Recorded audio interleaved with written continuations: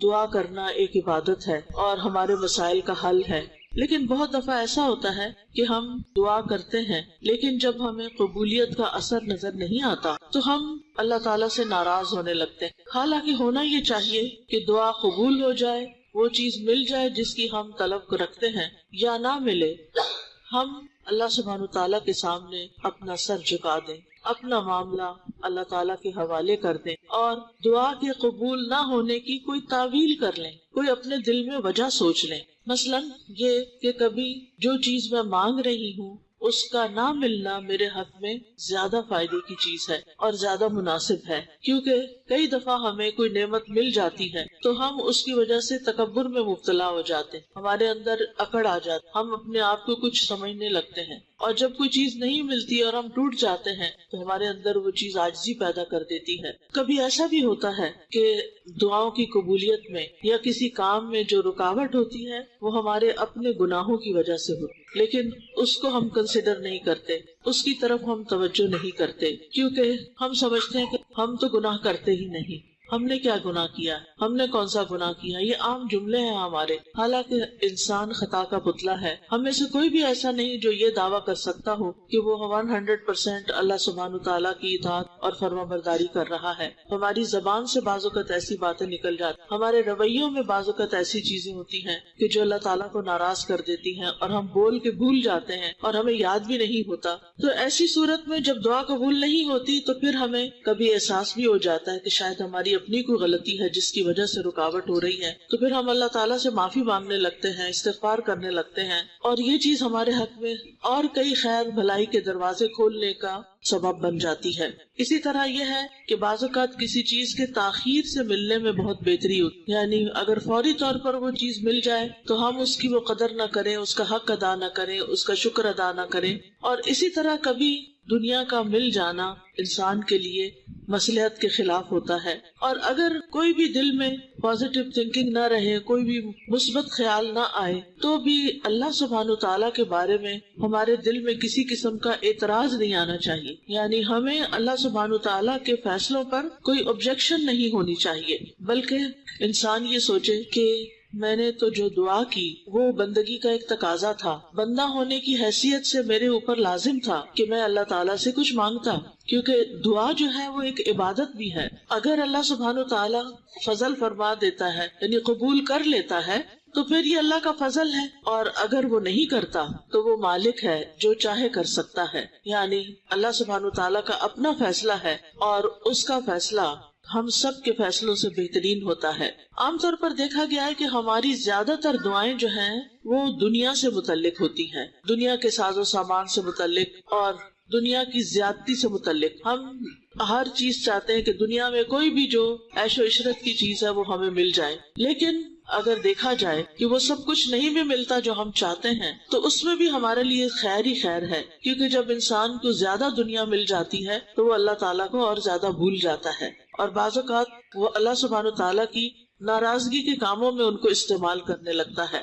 تو اس لیے سمجھدار انسان کو چاہیے کہ وہ ہمیشہ اپنا تعلق اللہ تعالیٰ سے مضبوط رکھے، اللہ تعالیٰ کے حقوق ادا کرنے کی فکر کرتا رہے، اور اللہ تعالیٰ کے مدبر ہونے، اللہ تعالیٰ کی تدبیر اور اس کے انتظام پر راضی رہے، بظاہر اگرچہ اس میں ہمارے لیے ہارڈ شپ ہی کیوں نہ ہو۔ اور جب انسان اللہ تعالیٰ کی طرف متوجہ ہو تو اس میں انسان اپنی غلطیوں پر نظر رکھے، اللہ تعالیٰ کی رحمت پر نظر رکھے، اس کے فضل و کرم پر نظر رکھے، اور پھر یہ ہے کہ اگر انسان مناسب سمجھے تو دعا کبھی چھوڑے نہ، یعنی جس چیز میں وہ اپنے لیے خیر سمجھتا ہے وہ مانگتا رہے، کیونکہ اکثر ایسا ہوتا ہے کہ جب ہم مانگتے رہتے ہیں تو ہمارے درجات بلند ہوتے رہتے، کیونکہ دعا ایک عبادت ہے، اور جب ہم اس عبادت میں ہوتے ہیں تو ہم ایک نیکی کا کام کر رہے ہوتے ہیں۔ تو عام طور پر ہم بعض اوقات نیکی کے کام چھوڑ دیتے ہیں یا ان کی طرف توجہ نہیں دیتے، تو اس سے کیا نقصان ہوتا ہے کہ انسان نیکیوں میں پیچھے رہ جاتا ہے، لیکن جب انسان دعائیں مانگتا رہتا ہے تو اس کی نیکیوں کے اندر جو کمی کوتاہی ہوتی ہے وہ پوری ہو جاتی ہے۔ تو اس لیے عام زندگی ہو یا شادی کے بعد کی زندگی ہو، اچھی زندگی گزارنے کا پہلا اصول یہ ہے کہ انسان کا اللہ تعالیٰ کے ساتھ اپنا تعلق، اپنا رشتہ، اپنا معاملہ بالکل درست ہو، کیونکہ خطبہ نکاح میں جو پہلا حکم ہے وہ کیا ہے؟ یا ایھا الذین آمنوا اتقوا اللہ حق تقاتہ ولا تموتن الا وانتم مسلمون، اے لوگوں جو ایمان لائے ہو اللہ سے ڈرو جیسا اس سے ڈرنے کا حق ہے، اور تمہیں موت نہ آئے مگر اس حال میں کہ تم فرما بردار ہو، مسلم ہو۔ تو جب انسان اللہ سبحانہ تعالیٰ کا فرما بردار ہوتا ہے، اللہ تعالیٰ کے ساتھ اس کا تعلق مضبوط ہوتا ہے، اللہ تعالیٰ کا وہ تقوی اختیار کرتا ہے، تو اس کی زندگی کے معاملات خود ہی سنورنے لگتے ہیں۔ اللہ تعالیٰ فرماتے ہیں مَن یتق اللہ یجعل لہ مخرجا ویرزقہ من حیث لا یحتسب، جو اللہ کا تقوی اختیار کرتا ہے اللہ سبحانہ تعالیٰ اس کے لیے مشکلات سے نکلنے کا رستہ بنا دیتے ہیں اور اس کو وہاں سے رزق عطا کرتے ہیں جہاں سے وہ سوچ بھی نہیں سکتا۔ ہم کہتے ہیں نا کہ ہماری زندگی کیسے خوشگوار ہو، ہماری زندگی کیسے خوبصورت ہو، اور اس کے لیے ہم سمجھتے ہیں کہ ہمارے پاس مال زیادہ ہو، ہمارا گھر بڑا ہو، ہماری گاڑی ہو، ہمارے پاس بہت سارے قسموں کے کپڑے ہوں برانڈز کے، اور پتہ نہیں کیا کیا، تو اس سے ہماری زندگی خوبصورت ہو جائے گی۔ یہ صرف دنیا کی زندگی کا ظاہری پہلو۔ بہت سے لوگوں کے پاس یہ چیزیں بہت بڑی مقدار میں بھی ہوتی ہیں، لیکن اس کے باوجود وہ خوشحال نہیں ہوتے، وہ خوش نہیں ہوتے، ان کے دل اندر سے خالی ہوتے ہیں، ان کے آپس کے تعلقات اچھے نہیں ہوتے، کیونکہ انسانوں کے بھی آپس کے تعلقات اسی وقت اچھے ہو سکتے ہیں جب انسانوں کے اندر اللہ کا تقویٰ ہو، اللہ کا ڈر ہو، جب وہ ایک دوسرے کو اللہ کے ڈر سے حقوق دینے والے ہوں۔ اور اگر کوئی اللہ کے ڈر سے حق نہیں دیتا، اللہ کی خاطر نہیں تعلق صحیح رکھتا، تو پھر آپ دیکھیں کہ انسان کی زندگی ٹھیک نہیں ہو سکتی۔ عموماً شادی کے بعد مرد یہ سمجھتے ہیں کہ شاید ہم نے بیوی کو بہت سے پیسے دے دیے، مال دے دیا، جیولری خرید کر دے دی، بہت اچھے اچھے برانڈ کے پرس لے کر دے دیے، تو اب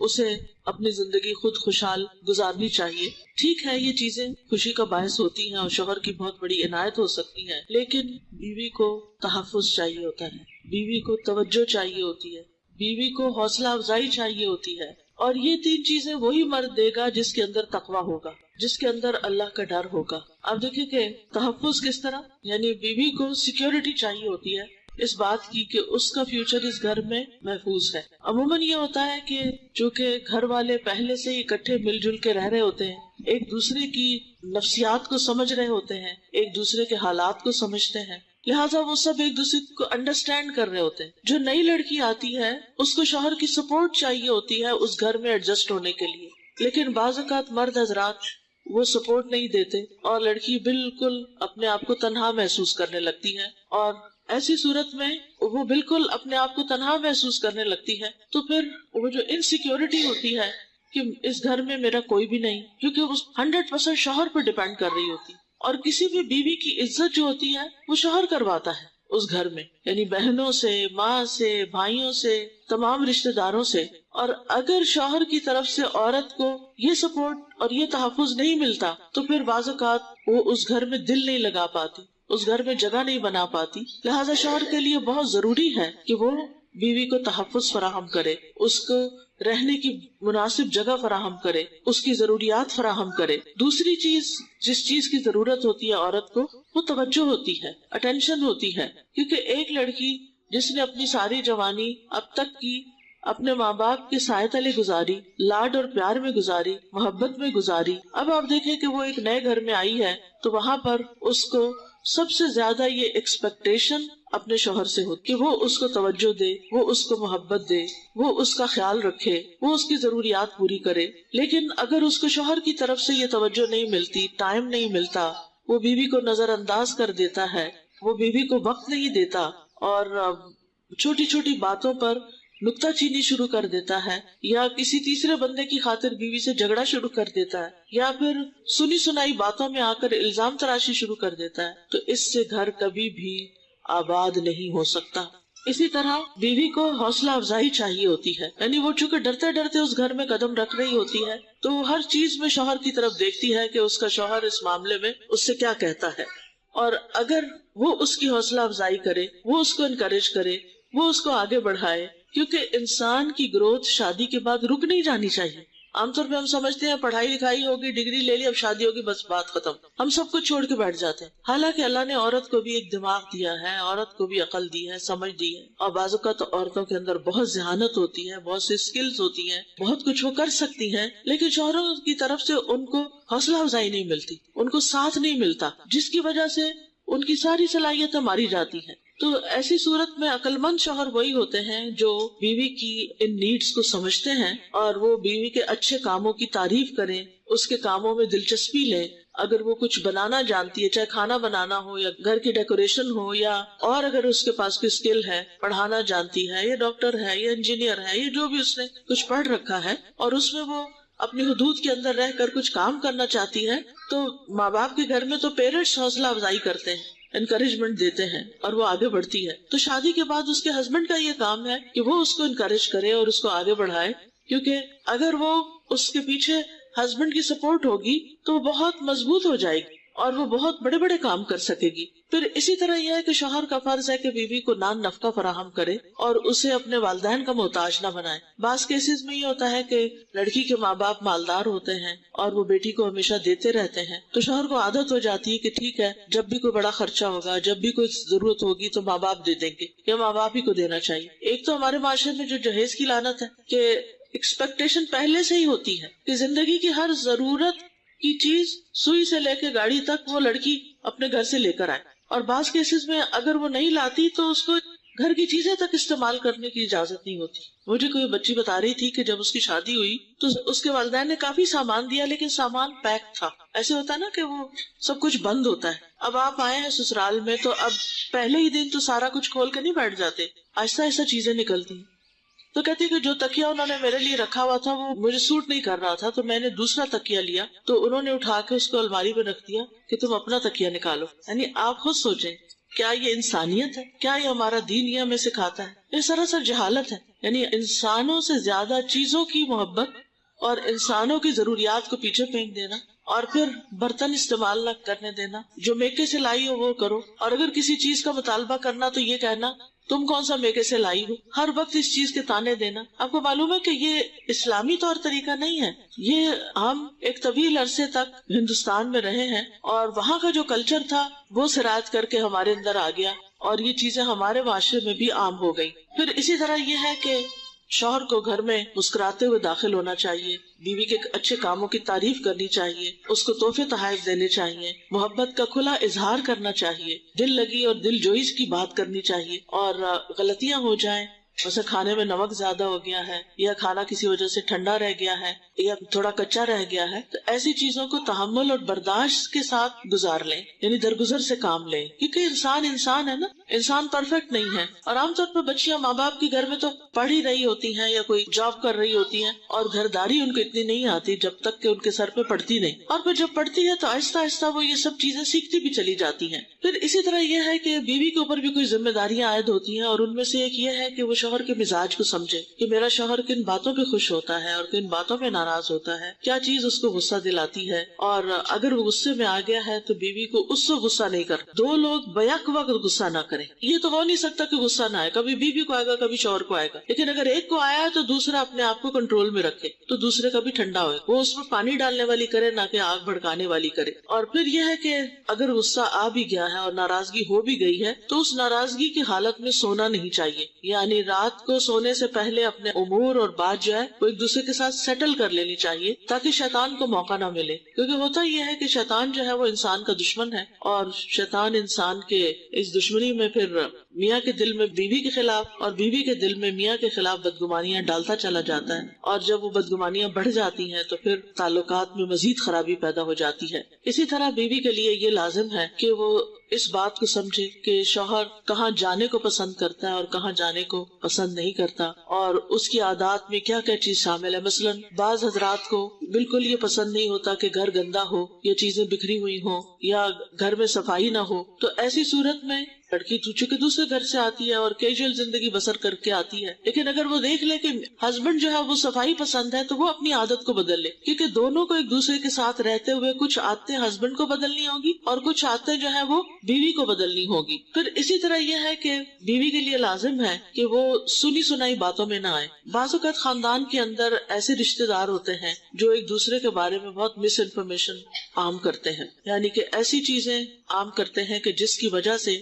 تعلقات جو ہیں وہ بہت بگاڑ کا شکار ہو جاتے ہیں۔ مثلاً اگر بہن بھائی کی نہیں بنتی تو نند اپنی بھابھی کو میاں کے خلاف کچھ باتیں سنا رہی ہے، شادی سے پہلے یہ ایسے کرتا تھا، یہ ویسے کرتا تھا، یعنی اس کی پاسٹ ہسٹری کے بارے میں ایسی باتیں بتانا جس سے بیوی جو ہے وہ شوہر سے متنفر ہو جائے، ایک بہت بڑا جرم ہے۔ جو شخص بھی میاں بیوی کے درمیان جھگڑا ڈلواتا ہے اور میاں بیوی کے درمیان غلط فہمیاں عام کرتا ہے وہ شیطان کا بھائی ہے۔ ہر روز شیطان کا تخت لگتا ہے اور پانی پہ لگتا ہے، اور وہاں سے وہ فوجیں روانہ کرتا ہے اپنی انسانوں کو بگاڑنے کے لیے، خراب کرنے کے لیے۔ اور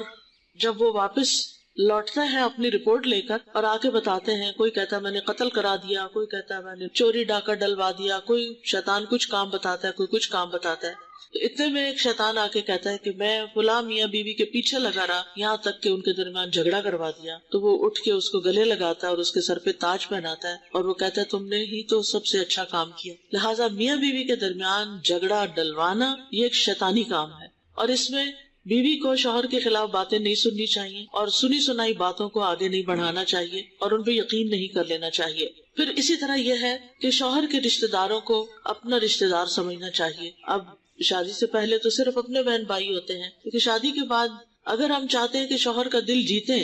تو شوہر کے والدین سے بھی محبت کا اظہار کریں، شوہر کے بہن بھائیوں سے بھی جوڑ کے رکھیں اور ان کے ہاں آتے جاتے رہیں، ان کے ساتھ اچھے تعلقات قائم رکھیں۔ اور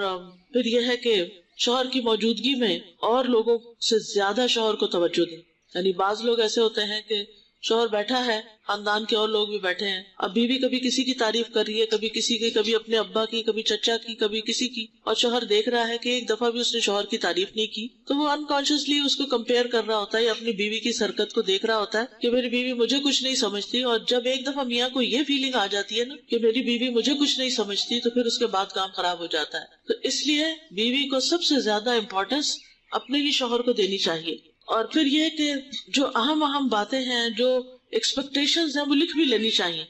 یعنی اگر بیوی سمجھتی ہے کہ وہ بھول جاتی ہے کہ شوہر کو کیا کیا چاہیے، تو ضروری اور اہم باتیں جن کی وہ ہدایات دے ان کو نوٹ کر لیا جائے۔ اسی طرح شوہر بھی گھر سے جاتے ہوئے بیوی نے اگر کچھ کام کرنے کو کہا ہے، کسی کے پاس جانے کو، کچھ خرید کے لانے کو، تو وہ بھی نوٹ کر لے۔ مجھے اپنے والد کی یہ بات اتنی اچھی لگتی تھی، حالانکہ وہ کافی ایجڈ ہو گئے تھے، لیکن اس کے باوجود باقاعدہ ہر روز گھر سے نکلنے سے پہلے والدہ جہاں بھی ہوتی، چاہے وہ کچن میں ہوتی، چاہے وہ کپڑے دھو رہی ہوتی یا کچھ بھی گھر کا کام کر رہی ہوتی، وہ ان کے پاس جا کے کھڑے ہوتے اور باقاعدہ پوچھتے کہ آج کیا پکے گا، آج آپ کو کیا ضرورت ہے، آج گھر میں کیا چاہیے، اور یہ سب کچھ ہمارے سامنے ہوتا تھا۔ اور ہم سمجھتے تھے سارے باپ ایسے ہی ہوتے کہ وہ جو گھر والوں کی ایسی ضروریات پوری کرتے، اور وہ باقاعدہ چھوٹی سی نوٹ بک ہوتی تھی، اس میں لکھ کے لے جاتے تھے، اور جب وہ اپنے کام سے شام کو فارغ ہوتے تھے وہ باقاعدہ چیزیں خریدتے اور خود اٹھا کے لاتے تھے۔ یعنی کچھ چیزیں تو نوکروں کے ہاتھ بھجوا دیتے تھے، لیکن کچھ چیزیں وہ خود خرید کے گھر لاتے تھے۔ اور اس سے ہمارے گھر میں کبھی، یعنی میں نے ویسے بھی اپنے والدین کے دوران جھگڑا تو دیکھا ہی نہیں کبھی، کہ کبھی تو تکار ہو یا کوئی ایک دوسرے کے ساتھ اونچی آواز میں بولے ہوں یا کوئی ناراضگی کا اظہار کیا ہو، نیور۔ تو یہ چھوٹی چھوٹی چیزیں ہوتی ہیں، اگر انسان سمجھ لے کہ جھگڑے شروع کہاں سے ہوتے ہیں تو ان کے حل ڈھونڈ لے۔ اگر ایک دفعہ بیوی کو پتہ چل جائے کہ شوہر کس بات پہ غصہ کرتا ہے تو نیکسٹ ٹائم اس چیز کو اوائڈ کرے، وہ کرنے ہی نہ دے۔ اسی طرح یہ ہے کہ شوہر کی جو ضرورت کی چیزیں ہوتی ہیں، یا اس کے کپڑے ہیں، یا اس کے جوتے ہیں، یا اس کی نوٹ بکس ہیں، یا کمپیوٹر ہے، یا باقی چیزیں ہیں، ان کو باقی لوگوں کو نہ چھیڑ چھاڑ کرنے دے۔ بعض اوقات بچے گھر میں آ جاتے ہیں، وہ چیزیں خراب کر دیتے ہیں، نند کے بچے آ گئے، کمرے میں گھس گئے، چیزیں خراب کر دی۔ اب شوہر گھر پہ نہیں ہے تو اس کے لیے تحفظ کون فراہم کرے گا اس کے مال اسباب کے لیے؟ قرآن مجید میں آتا ہے فالصالحات قانتات حافظات للغیب بما حفظ اللہ، نیک عورتیں صالح ہوتی ہیں اور شوہر کی اطاعت گزار ہوتی ہیں، اس کی غیر موجودگی میں گھر کی حفاظت کرنے والی ہوتی ہیں، گھر کے مال اسباب کی، گھر کے افراد کی، یعنی اگر شوہر ہے تو ظاہر ہے وہ کرے گا، لیکن اگر شوہر نہیں تو بیوی کی ذمہ داری بن جاتی ہے. اور پھر یہ کہ بیوی کو اس بات کا بھی خیال ہونا چاہیے کہ جو کام وہ کرے وہ مشورے سے کرے، یعنی خود سے ڈیسیژن لے کے خود ہی کچھ مثلا گھر کے اندر کوئی چینجز کرنی ہے، کوئی گھر کے اندر کام کروانا ہے، پلمبر کو بلانا ہے یا کسی اور مرد کو بلانا ہے، تو پہلے شوہر کو بتائے کہ میں چاہتی ہوں کہ یہ چیز خراب ہو گئی ہے، اس کو بلوا کے کام کروا لیا جائے. کیونکہ اگر بغیر اجازت عورت یہ کام کرتی ہے تو بعض اوقات کچھ مرد اس بات کو برداشت نہیں کرتے، غیرت کھا جاتے ہیں کہ ان کی بغیر موجودگی میں گھر میں کوئی مرد آیا ہی کیوں ہے، چاہے وہ کام سے ہی کیوں نہ آیا ہو. سب نہیں ایسے ہوتے، لیکن کچھ جو ہے وہ اس چیز کو بہت مائنڈ کرتے ہیں. پھر اسی طرح یہ ہے کہ اگر شوہر پر کوئی کاروبار کی پریشانی ہے یا جاب کی پریشانی ہے تو اس میں اس کو تسلی دینی چاہیے اور پورا تعاون ظاہر کرنا چاہیے، نہ کہ مزید مطالبے کر کے اور پریشانی کھڑی کر دے انسان. پھر اسی طرح یہ ہے کہ شوہر کے لیے دعائیں بھی کرنی چاہیے اور ہر چھوٹی بڑی بات میں جو غم ہے، دکھ ہے، پریشانی ہے، تکلیف ہے، وہ ہر وقت شوہر کے آگے ہائے ہائے نہ کرے، کیونکہ دوسرا شخص بیزار ہو جاتا ہے. بعض عورتوں کی عادت ہوتی ہے کہ ٹھیک ہے شوہر کی طرف سے محبت ملی ہے، اب وہ اپنے اگلے پچھلے سارے دکھ شوہر کو سنانے بیٹھ جاتی. یہ ایک غلط طریقہ ہوتا ہے، اس سے دوسرے کے اندر ایک تھکاوٹ اور بیزاری اور ایک پریشانی پیدا ہو جاتی ہے. کسی بھی محبت کے رشتے کے آگے بہت زیادہ اپنی پریشانیاں نہیں ظاہر کرنی چاہیے، کیونکہ پریشانیوں کا اظہار اللہ ہی کے سامنے ہونا چاہیے. انما اشکو بثی وحزنی الی اللہ واللہ بصیر بالعباد. اپنے دل کا غم فقط اللہ کے سامنے رکھیں اور باقی سب کے ساتھ اچھا نیک سلوک کریں، اور اگر اللہ تعالیٰ کی کہیں نافرمانی ہو رہی ہو تو اس وقت مخلوق کی اطاعت نہ کریں. تو انشاءاللہ زندگی جو ہے وہ مثالی زندگی گزرے گی اور اللہ سبحانہ وتعالیٰ بہت سی خوشحالی اور خوشگواری زندگی میں عطا کرے گا. اور ایک اور چیز یہ بھی بڑی اہم ہے کہ اپنی زندگیوں کو آسان کریں، یعنی زندگیوں میں آسانی پیدا کریں. عربوں کے ہاں ایک قول ہے کہ اعلیٰ ظرف کبھی پورا حساب نہیں کرتے، یعنی کچھ چیزوں کو بتاتے ہیں، کچھ چیزوں کو اگنور کر دیتے ہیں. اصل میں یہ قاعدہ ہے اور یہ نبی صلی اللہ علیہ وسلم کے اس طرز عمل سے ماخوذ ہے جو قرآن نے بیان کیا. اور وہ کیا کہ جب آپ نے ایک راز کی بات اپنی کسی اہلیہ کو بتائی تو انہوں نے وہ آگے بتا دی. حالانکہ بتانا نہیں چاہیے تھا، لیکن خواتین کی عام طور پر عادت ہوتی ہے کہ وہ راز کی باتیں اپنی دوستوں کو یا اور لوگوں کو بتا دیتی. اللہ سبحانہ تعالیٰ نے وحی کے ذریعے نبی صلی اللہ علیہ وسلم کو خبر دے دی کہ بات آگے نکل چکی ہے. تو آپ نے پھر اپنی اہلیہ کو بلا کے پوچھا، اور اس وقت بعض حصہ آپ نے جتلایا اور بعض اگنور کر دیا، سارا حساب نہیں لیا. سفیان ابن عیینہ کے بارے میں آتا ہے، ان سے پوچھا گیا کہ یہ جو حدیث ہے من نوکش الحساب عذبہ، یعنی جس کا حساب میں سوال جواب ہوا اسے عذاب دیا جائے گا، تو اس کا کیا مطلب ہے؟ تو آپ نے فرمایا نقش کا معنی ایک ایک چیز کی پوچھ تاچھ ہے، چھوٹی چھوٹی چیزوں کا بھی حساب ہے. پھر فرمایا خوش ہو جاؤ، اعلیٰ ظرف کبھی ایک ایک چیز کا حساب نہیں کرتا. کیا تم نے نبی صلی اللہ علیہ وسلم کے بارے میں اللہ کا یہ فرمان نہیں سنا کہ انہوں نے اپنی بیوی کو کچھ بات تو ظاہر کر دی اور کچھ کو جانے دیا، اور اللہ تبارک و تعالیٰ تو اکرم الاکرمین ہے. یعنی ان کا مطلب یہ تھا کہ کم ہی لوگ ایسے ہوں گے کہ جن کا حساب بڑا سخت ہوگا، ورنہ عمومی طور پر اللہ تعالیٰ رحمت کا معاملہ فرمائیں گے. اب دیکھیے کہ کسی سے پورا حساب کرنا، ایک ایک پائی کا حساب اور باریکی سے حساب، یہ دوسرے کو متنفر کر دیتا ہے. مثلاً آپ نے اپنے بچے کو کچھ پیسے دیے یا شوہر نے بیوی کو پیسے دیے اور اسے کہا تم خرچ کرو. جب وہ خرچ کر بیٹھی تو پھر اس سے لسٹیں منگوائے کہ یہ کتنے کا لیا، یہ کتنے کا لیا، اور یہ پیسہ کہاں گیا، یہ کس کو دیا. اور پھر آپ دیکھیں کہ کچھ چیزیں انسان کو یاد ہوتی ہے، کچھ یاد بھی نہیں ہوتی، اور ہر چیز انسان لکھ بھی نہیں سکتا، ہر عورت نہیں لکھ سکتی. اب جس گھر میں یہ حساب کتاب شروع ہو جائے میاں بیوی کے درمیان، تو آپ سوچیں کہ پھر کیا بنے گا. اسی طرح شوہر بعض اوقات خاموشی سے اپنی والدہ کو کچھ دے دیتا ہے، اپنے بہن بھائیوں کو کچھ دے دیتا ہے، تو پھر وہاں پر کیا مشکل ہو جاتی ہے کہ بیوی شوہر سے حساب لینا شروع کر دے کہ اچھا آپ کہہ رہے تھے کہ میری تنخواہ اتنی ہے تو یہ اتنی تو آپ کے پاس ہے، باقی کا. تو اس طرح کی باتیں بھی نہیں کرنی چاہیے، کیونکہ اس سے آپس میں نفرت اور چپکرش پیدا ہو جاتی ہے. سعد بن احمد التجیبی کہتے ہیں، ان کے شعر ہیں، معاملات میں نقصان گوارا کر لو اور زیادہ بال کی کھال نہ اتارا کرو. یہ طرز عمل جدائی کا باعث ہے، یعنی اس سے تعلقات خراب ہوں گے اور آخرکار سپریشن ہو جائے گی. اور اپنے حقوق میں سے کچھ نہ کچھ جانے دیا کرو کہ اعلیٰ ظرف کبھی اپنا حق پورا وصول نہیں کرتا. اور یہ بہت ہی حکمت کی باتیں ہیں کہ جس میں والدین اور اولاد، میاں بیوی، افسر اور ماتحت، ہر تعلق کے اندر کچھ نہ کچھ صرف نظر کرنا چاہیے، تغافل برتنا چاہیے اور اگنور کر دینا چاہیے. اس سے انسان کے تعلقات خوشگوار رہتے ہیں. لیکن اگر انسان بہت زیادہ اسٹریٹ فارورڈ ہو اور یہ کہنا کہ میں تو سچی بات کروں گا اور ہر بات کا پورا پورا جواب اور حساب چاہیے، تو پھر اس سے جو آپس کی محبتیں ہیں وہ ختم ہو کے رہ جاتی ہیں۔ تو اللہ تعالیٰ سے دعا ہے کہ وہ ہمیں رشتوں کی قدر کرنا سکھائے اور ایک دوسرے کا لحاظ کرنا اور ایک دوسرے کے ساتھ عمدہ سلوک کرنا